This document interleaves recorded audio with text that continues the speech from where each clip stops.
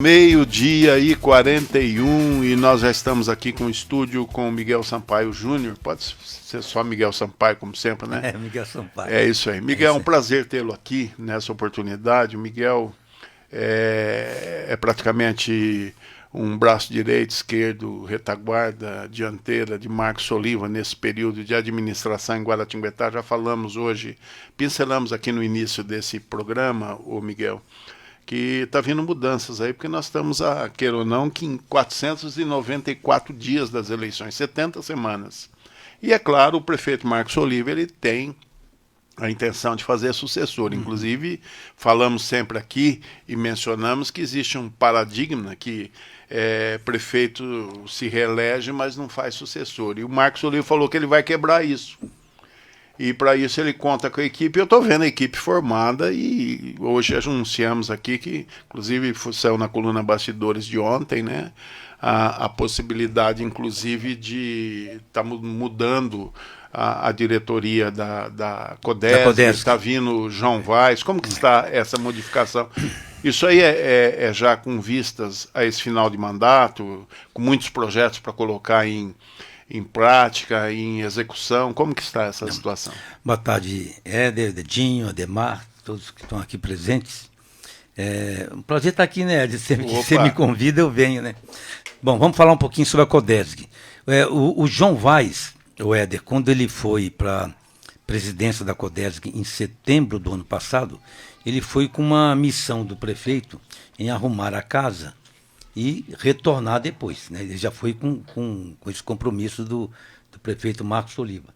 E depois, agora nos últimos 2 meses, o João teve um probleminha de saúde porque teve que resolver, ele está se restabelecendo, e agora chegou o momento do João Vaz voltar. Com isso, o prefeito já autorizou, e nós estamos procedendo à designação do Laércio para presidente da Codesc, e o João Vaz está voltando para o lugar dele, que é a Secretaria de Governo, onde ele estava, antes de ter ido para a Codesc. E o João Batista, que era secretário de Governo, está assumindo uma vaga no Conselho de Administração da SAEG.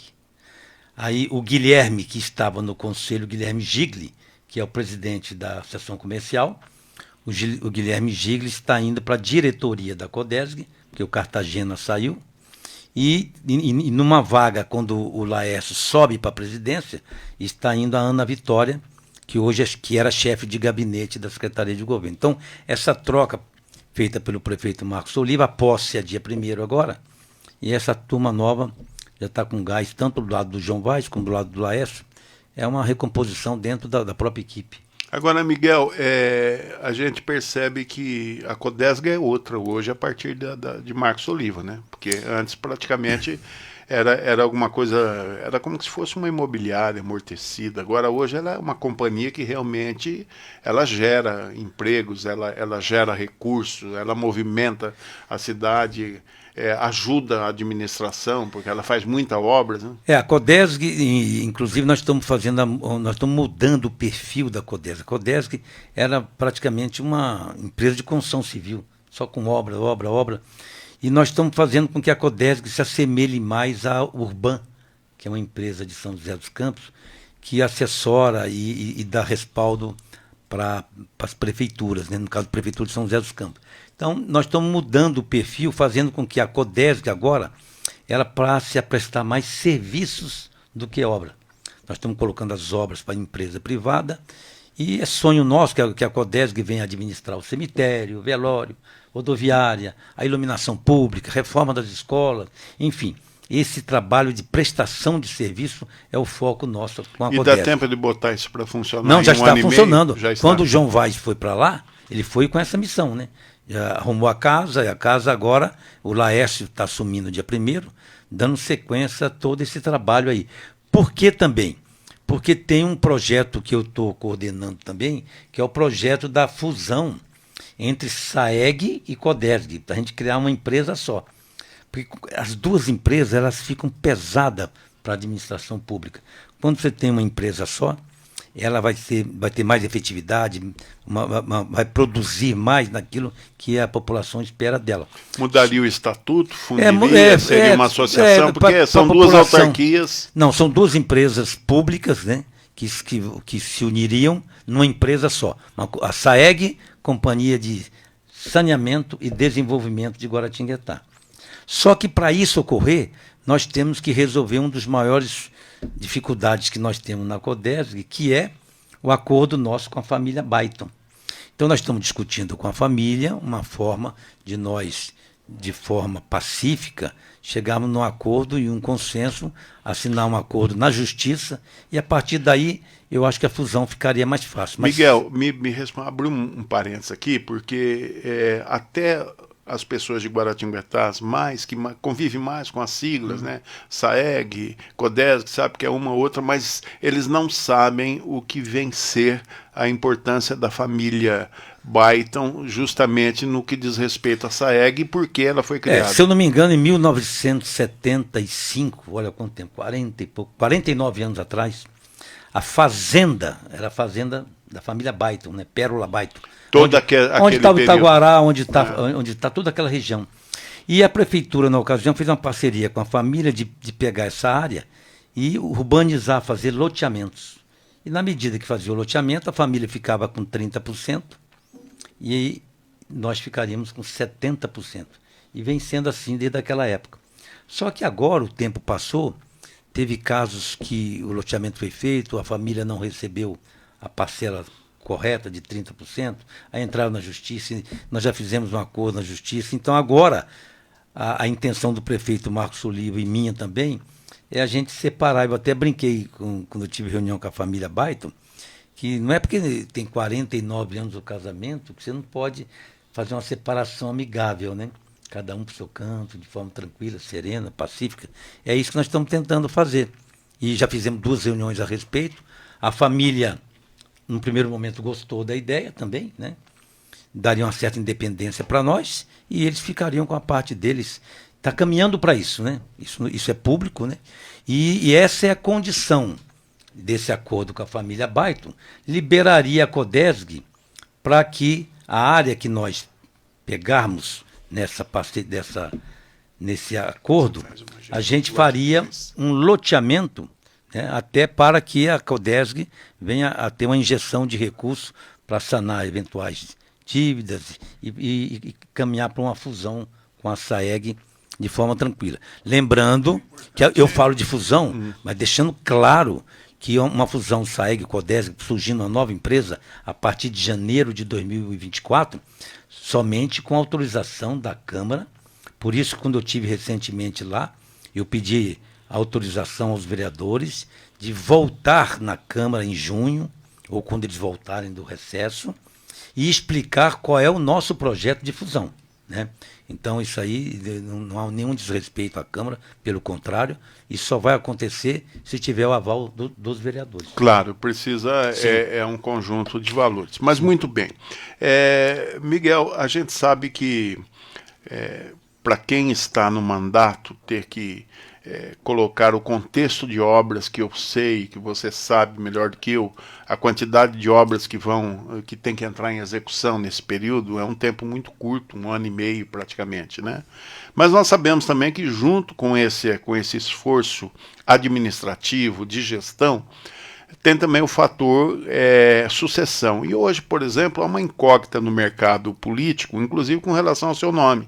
O Atos mesmo divulga que esses dias colocamos uma informação de que uma aliança entre você e Dani Dias para trabalhar aí a sucessão de Marcos Oliva estaria prestes a acontecer, até com a bênção dele. Por outro lado, nós temos a figura do vice-prefeito, o Regis Yazumura, que já vem desde o primeiro mandato, e a gente sabe muito bem o potencial e de apoio do Regis junto à administração, a pessoa que também sempre teve à disposição do prefeito Marcos Oliva em todas as necessidades, né? Não temos assim um histórico de que em algumas situações ele deixou de atender o município, mas ele tem essa veia mais legislativa, né? Inclusive confessado por ele mesmo, né? Que ele já falou até em reportagens abertas que o negócio dele é mais legislativo do que executivo. Como Miguel Sampaio, sendo, por exemplo, praticamente uma das apostas de Marcos Oliva, não sei quanto tempo ele vai demorar para definir isso, eu sei que ele está matando o mercado político de curiosidade, né? Não, porque cada semana é uma situação. Como na verdade, na verdade não tem novidade nenhuma. Eu vou explicar para você o que acontece. É pensamento dele e meu também, que a nossa equipe agora nós temos que trabalhar. Quem tem que lançar candidato agora é a oposição, como sempre foi feito. Aliás, quando o Marcos Oliva se uniu ao Regis e lançaram a candidatura, 2 anos antes, justamente porque estava na oposição. Quem está do governo, como é o caso nosso, nós temos que trabalhar agora. Entendi. Na nossa avaliação, minha principalmente, nós não temos que lançar candidato agora. Por quê? Nós temos mais de 60 projetos para sair. Nós estamos com quase 80 milhões em caixa, nós não podemos perder toda essa força da equipe. E se você lança candidato antes, você enfraquece o prefeito, você faz com que a equipe fique dividida, você faz com que os projetos não andem na velocidade adequada. Então eu disse ao prefeito, olha, nós temos a função do Marcos Oliva é igual do técnico do Palmeiras, sabe? É tanto craque no time que ele se dá o luxo de, na hora certa, colocar o time que vai disputar. Por exemplo, você tem a Dani Dias, você tem o Regis, você tem o João Vaz, você tem o João Pita, Márcio Almeida, está aqui o Ademar, você tem o Marilson, quanto nome... Tem o Miguel. Eu sempre faço parte, né, porque eu estou no meio, também tem o Miguel e tal. Então, o que eu disse ao prefeito? Falei, prefeito, nós temos que estar trabalhando. Para quê? Para que a população reconheça que a nossa equipe trabalha muito e queira que a nossa equipe continue. E chegar um momento adequado, o prefeito Marcos Oliva diz, olha, agora nós vamos pensar na sucessão. É pensamento dele fazer uma pesquisa profissional para saber quem tem um perfil para o próximo mandato que a cidade espera, né? E a partir daí... Mas, Miguel, se tiver uma pesquisa, eu acho que me perdoe, você sai em desvantagem. Sabe por quê? Porque eu tô quieto no canto. Até então, nesses 6 anos e meio, eu só escuto você falar que você não tem assim, um interesse profundo de disputar a eleição. Então, isso aí é complicado, porque você nunca também... E outra coisa, você é aquela pessoa que procura de todas as formas não fazer sombra para o prefeito Marcos Oliva. Você é uma pessoa tão ética, que você está tão presente na administração e consegue ficar tão oculto que muitas coisas que acontecem, né? O prefeito sabe muito melhor do que a gente, e ele fala isso, né? Muitas coisas que acontecem tem a mão de Miguel Sampaio e o povo não vê. Aí, então, mas deixa eu te falar, aquele negócio que você já ouviu falar, né? Que a gente é mais experiente, né? Papagaio come milho, periquito leva fama. O que tem de periquito levando fama... Não, mas não tem problema. Não tem, né? Eu trabalho sempre para a equipe, né? A turma que está com a gente sabe disso. Eu prefiro assim. E outra coisa, a escolha do prefeito não é só uma pesquisa que vai definir, né? Ele quer saber qual é o perfil, como é que nós estamos. A cidade reconhece, né? Sabe como nós estamos trabalhando. E outra coisa, a hora que ele optar, que ele fizer a escolha, ele vai estar junto. E a palavra dele, eu diria a você hoje, eu vi uma pesquisa recente igual que me chamou a atenção para você saber o tamanho da credibilidade que o Soliva tem. Essa pesquisa é interessante que ela dizia o seguinte, 50% do eleitor votaria em quem ele indicar. Então aí você já tem um peso grande. Mas por que votaria? Votaria porque a equipe que está com ele dá a ele um cenário de muito trabalho, dedicação, que nós nos damos o luxo de dizer, olha, o prefeito escolheu fulano. A hora que ele colocar a mão, olha, é nessa direção que nós vamos, todo mundo vai junto. Então eu defendo que ninguém tem que ficar de fora. Nós temos várias pessoas que têm interesse, né? Cada um tem o seu papel no time, né? Uns são vereadores, outros são executivos, ou cada um tem o seu papel. Eu tenho o meu, né?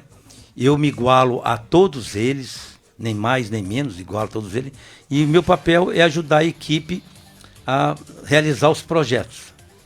Você não imagina como eu tenho realizado meus sonhos ao lado do Soliva, com essa quantidade de obras. Agora mesmo eu vim conversando com o Ademar, nós viemos despachando, nós vamos fazer uma licitação de uma nova creche, lá no Jardim Espanha, a 11ª. Se você pegar os últimos 20 anos dos outros prefeitos, fizeram 2 creches agora. Nós já fizemos, vamos fazer 11 e estamos negociando a da Faculdade de Engenharia. Com certeza 11 nós vamos entregar. Eu estava somando esses dias quilômetros, né? Eu somei a pavimentação dos outros. Olha que eu já tive em outros mandatos, né? E em outros mandatos não chega a 40, 50 quilômetros. Nós já passamos de 120 quilômetros e com o projeto Nossa Rua. Então, eu queria falar com esse projeto. Então, já vou te falar do projeto, é que muita coisa. Porque esse aí é a cabeça de Miguel Sampaio. Mas esse projeto, eu disse ao prefeito que quando eu fui secretário de Planejamento e Obras de São José dos Campos, e Habitação, né, e Obras de São José dos Campos, nós implantamos esse projeto. O que acontece? Os bairros irregulares, para resumir e a pessoa entender, aquele que não tem escritura, que foi clandestino, que houve antigamente invasão, ou que o cara loteou sem poder, enfim, esses bairros sofrem muito porque a justiça não deixa fazer pavimentação, não deixa colocar água, muitas vezes não deixa colocar esgoto. Hoje já tem uma certa tolerância. E nós em São José dos Campos fizemos esse projeto porque vamos dizer, esse asfalto que nós levamos, que é um tratamento que a gente chama superficial, que você tira uma parte da terra, você coloca um líquido ali que é um polímero, e depois você compacta, depois você vem com a emulsão que é um piche, fica como se fosse um asfalto. Isso aí é considerado pela justiça como manutenção da rua. Então você está tirando a poeira desses bairros pobres, você está tirando a lama desses bairros. E eu sentava com o prefeito, já fiz todo o levantamento para ele, já está na mesa dele para ele decidir. Nós devemos contratar aí, nós temos 117 ruas nessa situação para fazer até o ano que vem. Esse ano ele vai estar analisando lá, nós devemos fazer de 60 a 70 ruas. Ele destinou 7 milhões de reais para que a gente possa aplicar nesse projeto em toda a cidade. Isso vai ser uma revolução. Nós queremos acabar então, com rua de terra. São perto de 50 ruas? Esse ano nós devemos fazer umas 60 a 70 ruas. Sim. A 70. Por que não está definido ainda? Porque nós estamos vendo o que cabe dentro desses 7 milhões. O que não couber vai ficar para 2024. Entendeu? Entendi. Esse projeto é maravilhoso porque você leva dignidade a essas famílias. Eu canso de falar, quando eu participei das eleições, eu falei que eu fui criado na Rua da Biquinha, né, em Aparecida. Era uma rua de terra, perto do lixão e perto do Rio Paraíba. Quando enchia, alagava. O cheiro do lixão. Então, eu sei exatamente o que um projeto desse representa para essas famílias. E nós vamos lançar daqui uns 10, 15 dias, dependendo da finalização com o prefeito, 7 milhões de reais e já vamos abrir licitação, né? O nosso teatro, que é outra coisa que eu quero falar, né? O antigo prédio da prefeitura já está em licitação. Vai ser um teatro para 454 lugares, maravilhoso, para que a gente possa trazer cultura para a cidade, né? Então, a cidade de Guaratinguetá, eu tenho dito, depois da administração do Marcos Oliva, vai ficar difícil. Difícil porque quando você compara com o passado, não dá para comparar. E às vezes quem vier vai ter que ter muito trabalho, porque não é fácil superar um trabalho como ele está fazendo. Então, eu fico feliz e orgulhoso por estar ao lado dele, né, de trabalhando, realizando todas essas obras. E eu falo para ele, Marcos, o ano que vem, o eleitor, ele é inteligente, o eleitor, ele vai observar bem, ele pode até falar uma coisa agora, mas lá na frente ele vai querer saber quem é que trabalha, quem é que cuida do dinheiro público. Quer dizer, o Marcos é um exemplo de prefeito, né? E eu tenho incentivado ele a sair candidato depois desse mandato, sair candidato a deputado federal, porque ele tem uma imagem na região do Vale altamente positiva. Se você for lá em São José dos Campos, que já vinha com o pai dele, do seu Agostinho, Oliva, e agora com o Marcos, né? Uns amigos meus lá de São José falaram: Miguel, pede para o senhor Olívio vir disputar a eleição aqui em São José. Pediram em Aparecida também. Aparecida, né? Pediram e por aí afora. Então, nós da equipe do Marcos Oliva não podemos perder tempo com a eleição agora. Essa é a minha opinião. Agora vai ter um momento adequado, né? Mas, Miguel, nós estamos quase chegando no Falei final. demais. Mas não, você falou. Mas eu queria saber uma coisa sua. Por exemplo, hipoteticamente falando, essa pessoa ética e tal, né? Respeita a equipe, isso é muito bom, porque sem equipe não chega em lugar algum, e você falou o X da questão. Marcos Oliva, hoje, ele soube montar uma equipe, a qual você faz parte, e o time joga junto, isso é muito importante. Agora, se de repente, o Marcos Oliva, de repente, diz: meu sucessor vai ser, meu candidato à sucessão vai ser Miguel Sampaio. Qual seria a sua resposta? Mas ele não vai falar isso agora. Mas se ele falar, quando ele falar? Se ele falar. Eu vou dizer uma coisa, você vai achar uma coisa, eu não sei o que vai acontecer. Se você me perguntar, o momento não é adequado, eu acredito que o momento adequado vai ser por volta de setembro, outubro. Isso eu converso muito com ele. E nada impede que as pessoas que têm pretensão de se manifestarem, que têm interesse. Né? Você pega o caso do Regi, nosso vice-prefeito. O Regi já disse: eu sou candidato. Eu sou candidato. É um direito que ele tem. Nós temos outras pessoas. Parece que ele até já se aproximou um pouco do Fabrício, quem sabe já teria ali tudo dobrado. Tudo está indicando o vice, né? O Fabrício ser vice dele e tal. Mas deixa eu falar uma coisa. Porque eu, na verdade, se você me perguntar...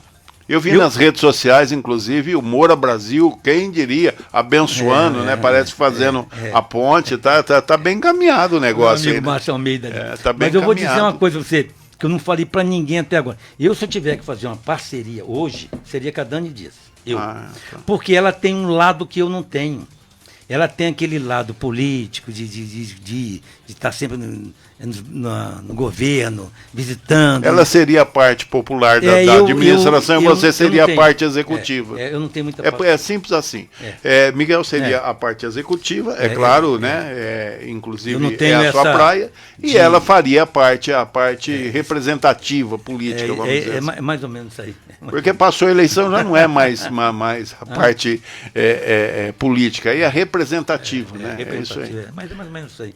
Mas o momento vai chegar, e a hora que o prefeito definir, ele vai optar a quem ele achar que deve. Pois mas eu percebo também uma disputa. Vocês estão falando, você falou uma coisa lógica, que a gente sempre vê isso aí em políticas sérias, né? Por exemplo, o momento agora é da oposição se manifestar. Por outro lado, eu percebo em Guaratinguetá, com exceção de Júnior Felipe, que já lançou a Rota 55, já está andando para a cidade, para poder saber. Esse é um período que o povo é mais consultado para saber os problemas. E o povo está querendo saber o seguinte: não, eu não quero saber, os problemas todo mundo já sabe, eu quero as soluções. E vocês estão levando, né? Agora o projeto Minha Rua, Nossa Rua. Está indo aí, você lançou a caixa d'água social. Tem gente que não tem. Caixa d'água social, uma caixa d'água para poder. Guaratinguetá tem 4.000 famílias que não têm caixa d'água. Então, quando você vai fazer um reparo numa rua, aí a água acaba, a pessoa não tem água nem para lavar um prato, não tem. Então, a SAEG está participando desse projeto, já está tendo as inscrições, nós vamos resolver esse problema em Guaratinguetá. Então, por exemplo, até detalhes como esse, né, é dar resposta ao invés de saber o que você está precisando. Não, está aqui o que estamos fazendo, o que vocês estão levando a pavimentação, construindo a creche, porque todo mundo tem que trabalhar e as crianças vêm. 10 creches, muita gente não valoriza. Então, eu falei para o Soliva, quando nós ganhamos a eleição, eu falei: Marcos, se eu tiver que dar uma sugestão para você tem que ser o prefeito das creches.